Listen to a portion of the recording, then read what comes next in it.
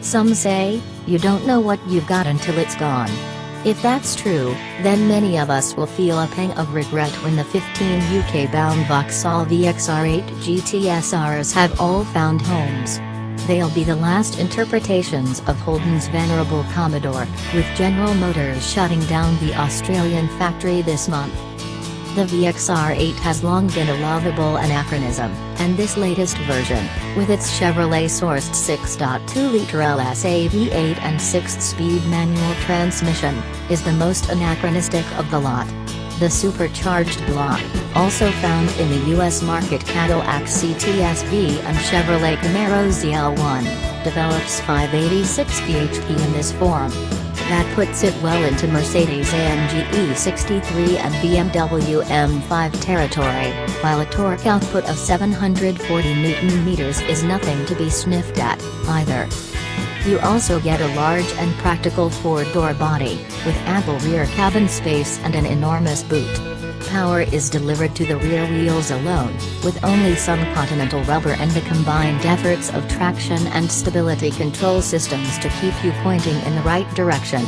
Magnetic ride control dampers can be adjusted between touring, sport, performance and track modes and, controlled via the driver preference dial on the center console. You can also tweak the behavior of the stability control, traction control, power steering and exhaust valves. Most notable over the standard GTS, are the changes to the steering and the exhaust note, and both are at their best in performance and track modes.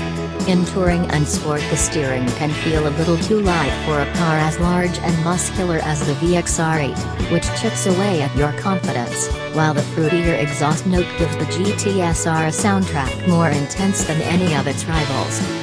Making the most of this oil accompaniment does mean pressing the throttle pedal for longer periods than you might wish to entertain on public roads, as the GTS-R also thunders up to high speeds very quickly indeed.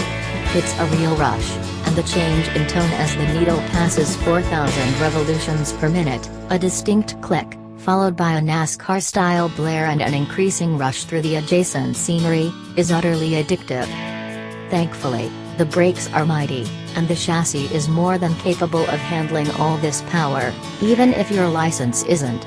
The GTS-R gets 20-inch wheels as standard, which are 9 inches wide at the front axle and 10 inches wide at the rear, with 255/35 R20 tires up front and 275/35 R20 astern. The magnetic suspension keeps those tires on the road too, feeling surprisingly pliant even on broken surfaces, which has the welcome side effect of making the VXR8 a relaxed long-distance tourer too.